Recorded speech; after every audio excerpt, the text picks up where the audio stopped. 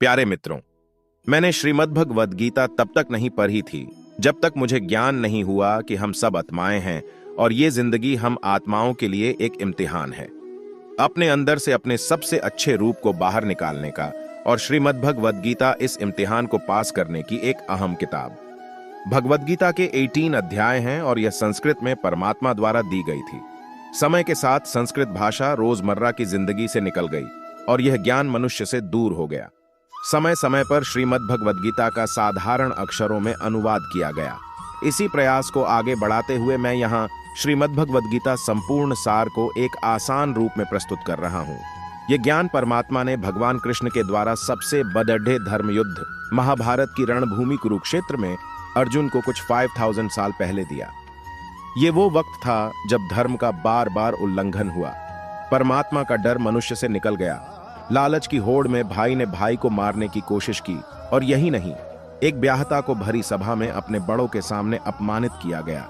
इससे पहले कि मनुष्य जाति धर्म युग से निकलकर पूर्ण रूप से कलह युग में जाति युद्ध की रणभूमि में, युद्ध से कुछ पहले परमात्मा ने गीता भगवान कृष्ण के द्वारा मनुष्य जाति के कल्याण के लिए दी गीता परमात्मा द्वारा दी गई किताब है, जो किसी एक धर्म के लिए नहीं बल्कि पूरी मनुष्य जाति के लिए है, पूरी इंसानियत के लिए हैं, सब आत्माओं के लिए हैं। क्योंकि ये आत्मा को परमात्मा के बारे में, उसकी सृष्टि के बारे में और सबसे अहम यह उन कायदों के बारे में समझाती है जिनका आत्मा को मनुष्य के रूप में हर हाल में पालन करना होगा, रक्षा करनी होगी। और इन्हीं कायदों की बुनियाद पे एक आत्मा को शरीर त्याग करने के बाद परखा जाएगा और इस परीक्षा से पास होने पे हमेशा के लिए इस जन्म और मृत्यु से मुक्ति मिलेगी। परमात्मा भगवद गीता में कहते हैं कि मैं ही सबकी शुरुआत हूँ, मैं शुरू से भी पहले था और सब खत्म होने के बाद भी रहूंगा। सब मुझ में है और मैं सब में हूँ। जो भी तुम छू सकते हो, देख सकते हो, छक सकते हो या सूंघ सकते हो, सब मैं हूँ। ये नदियाँ, पहाड़, सूरज, ग्रहण, चांद, सितारे सब मैंने बनाए हैं। मैंने ही भगवान, शैतान, राक्षस और इंसान बनाया। मैं सर्वव्यापी हूँ, सब में रहता हूँ, सब मैं हूँ, मैं ही हूँ। मैं ही ब्रह्म बनकर सब बनाता हूं और रुद्र बन के सब नष्ट कर देता हूं। मैं ये सृष्टि यूं ही बनाता और तोड़ता रहूंगा ताकि आत्माओं को मौके मिल सके इस जन्म और मृत्यु से मोक्ष पाने को, हमेशा के लिए परमात्मा के साथ रहने को। भगवद गीता कहती है कि इस सबसे बड़ी परीक्षा के लिए परमात्मा ने प्रकृति का निर्माण 5 तत्व हवा, अग्नि, जल, पृथ्वी और ईथर से किया, जिन्हें हम छू के, छक के, सूंघ के और देख के हम समझ सकते हैं। पर खुद परमात्मा इन 5 इंद्रियों के समझ से बाहर है। उन्हें आत्मा इन इंद्रियों से नहीं जान सकती। आत्मा 5 इंद्रियों के साथ वैसे ही है जैसे एक लोहे का रोबोट, जिसे अपने बनाने वाले का कोई पता नहीं। अर्जुन को भी परमात्मा का विराट रूप देखने के लिए भगवान कृष्ण ने दिव्य नेत्र दिए। भगवद गीता समझाती है कि आत्मा अजन्मी है, इसे कोई मार नहीं सकता, कोई जला नहीं सकता, डूबा नहीं सकता, काट नहीं सकता। लेकिन आत्मा को परमात्मा के साथ हमेशा रहने के लिए यह परीक्षा रूपी जीवन में बैठना ही पड़ेगा। इस परीक्षा के लिए परमात्मा से बिछड़ के आत्मा को पृथ्वी पे किसी न किसी रूप में जन्म लेना पड़ता है और 88 करोड़ योनियों को जीने और भोगने के बाद एक आत्मा को मनुष्य का शरीर और दिमाग मिलता है। इस सबसे बड़ी मर्यादाओं की परीक्षा में बैठने के लिए हर मनुष्य को इस पूरी परीक्षा के दौरान तरह तरह की अच्छी और बुरी भावनाओं की चक्रव्यूह में अपने ही भाई बहन और मित्रों के साथ डाला जाता है, जिसमें हर आत्मा को अपने अंदर के तामसिक और राजसिक अवगुणों से निकल के सात्विक जीवन में प्रवेश करने के मौके मिलते हैं। हमारे तामसिक गुण वो है जो हमारे अंदर हीन भावना पैदा करके हमें खुद को उदास और नुकसान पहुंचाते हैं, और हमारे राजसिक गुण हमें ईर्ष्यालु और लोभी बना के दूसरों के प्रति नुकसान पहुंचा सकते हैं। इस परीक्षा के दौरान हर आत्मा को तामसिक और राजसिक गुणों को खत्म करके अपने सात्विक गुणों से परिचित होना पड़ेगा। सात्विक गुण वो हैं जो आत्मा को अपने आसपास की हर चीज से जोड़े और उन्हें प्यार करना सिखाते हैं। परीक्षा के दौरान हर आत्मा को जीवन के 4 स्तंभ धर्म, अर्थ, काम और मोक्ष का ज्ञान पाके ही मुक्ति मिलती है। यही वो द्वार है जिन्हें समझकर ही आत्मा परमात्मा को समझ सकती है। पहला द्वार धर्म का है और शेर इसका प्रतीक है। धर्म वही है जो गीता में लिखा हुआ है। धर्म वही है जो धारण किया हुआ है, जिसे आपका दिल मानता है। जैसे झूठ नहीं बोलना, चोरी नहीं करना, भगवान का निरादर नहीं करना, दूसरों को नुकसान नहीं देना, यही सब धर्म है। और हर आत्मा को अपने जीवन काल में हर समय धर्म का पालन करना होगा और उसकी रक्षा करनी होगी। दूसरा द्वार अर्थ का है और घोड़ा इसका प्रतीक है। हर आत्मा अपने हर जीवन काल में अपने पृथ्वी पे होने का अर्थ या मूल कारण समझेगी।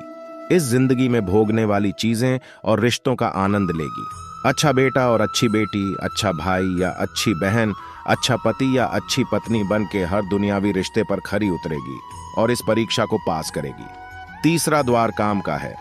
भगवद गीता समझती है कि हर मनुष्य के अंदर काम, क्रोध, लोभ, मोह, अहंकार और ईर्ष्या जैसी 6 भावनाएं हमें अपने और दूसरों के प्रति नुकसान पहुंचा सकती है। इन भावनाओं को हर मनुष्य को हमेशा अपने नियंत्रण में रखना होगा, क्योंकि इनके बहाव में किया हुआ कोई भी काम हमारे जीवन भर की परेशानी का कारण बन सकता है और एक आत्मा संतोष और सादगी से इन भावनाओं पर हमेशा के लिए विजय पा सकती है। चौथा स्तंभ मोक्ष का है और हाथी इसका प्रतीक है। इस परीक्षा रूपी जीवन में हर मनुष्य हर समय कुछ इच्छाएं रखता है। कुछ इच्छाएं एक ही जन्म काल में पूरी हो जाती हैं, पर कुछ अधूरी रह जाती हैं और उनके पूरा होने के लिए आत्मा को वापस पृथ्वी पर आना पड़ता है।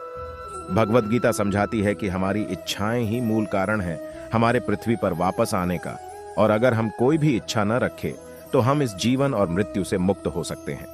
ये द्वार माफी का भी है। जिन्होंने आपके साथ बुरा किया उनको माफ करके और जिनसे आपने बुरा किया उनसे माफी मांग के मुक्ति पाई जा सकती है।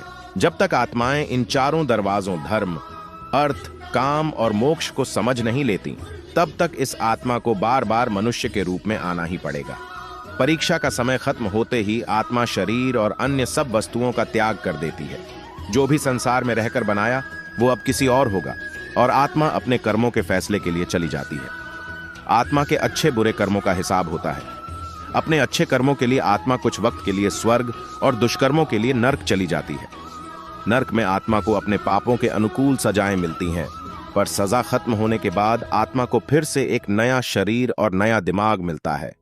इस परीक्षा में फिर से बैठने के लिए और हर परीक्षा में वही सब फिर दोहराया जाएगा। जिंदगी के 4 स्तंभ धर्म, अर्थ, काम और मोक्ष को समझने के लिए हर जन्म में अपने कई जन्मों के कर्मों के हिसाब से हर आत्मा को कभी अच्छे तो कभी बुरे हालातों से जाना पड़ता है।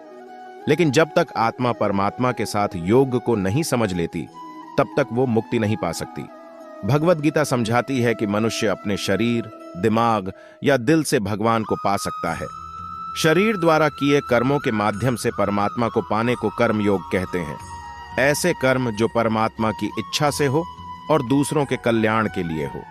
वाल्मीकि ने रामायण लिख के, श्रवण ने अपने माता पिता की सेवा और उन्हें 4 धाम की यात्रा कराकर अपने कर्मों द्वारा परमात्मा को पाया। श्रीमद् भगवद गीता समझाती है कि एक आत्मा दिमाग से भी परमात्मा के साथ योग लगा सकती है। इसे राजयोग कहते हैं, क्योंकि दिमाग या मस्तिष्क सब इंद्रियों का राजा है। एक मनुष्य अपनी आस्था, श्वास प्रणाली, अभ्यास, साधना और तपस्या से परमात्मा को इस योग के रास्ते पा लेता है। इस योग को समझने के लिए हमें अपने अंदर की शक्तियों यानी चक्र और कुंडलिनी को समझना पड़ेगा। आत्मा मस्तिष्क से ध्यान लगाकर परमात्मा के साथ योग लगा सकती है। शंकराचार्य, स्वामी परमहंस, स्वामी विवेकानंद और उनके जैसे कई योगी इस योग के रास्ते परमात्मा के साथ संधि लगा पाए। परमात्मा भगवद गीता में कहते हैं कि अगर किसी आत्मा को धर्म ना भी समझ आए, योग न भी समझ आए, पर अगर वो मेरी शरण में आ जाए तो मैं उसके सारे पाप माफ कर देता हूं। परमात्मा को ऐसी दिल की गहराइयों से पुकार के पाने को भक्ति योग कहते हैं। चैतन्य महाप्रभु, मीराबाई और भगवान हनुमान इस योग के सबसे बड़े उदाहरण हैं। लेकिन कभी आत्मा अपने होने का मूल कारण भूल के धर्म का उल्लंघन करे या पाप के रास्ते पर निकल जाए, तो उसे ठीक करने के लिए परमात्मा को खुद किसी रूप में पृथ्वी पर जन्म लेते हैं। तो मित्रों, आइए श्रीमद् भगवद गीता को पूरा देख के इस जिंदगी के असली मायने समझे और परमात्मा के साथ योग लगाए। अगर आपको यह भगवद गीता का सार पसंद आया तो इसे औरों के साथ जरूर शेयर करें, ताकि सब आत्माएं अपने यहाँ होने का मूल रूप समझ सके और इस जन्म और मृत्यु से मुक्ति पाके हमेशा परमात्मा के साथ रह सके। धन्यवाद।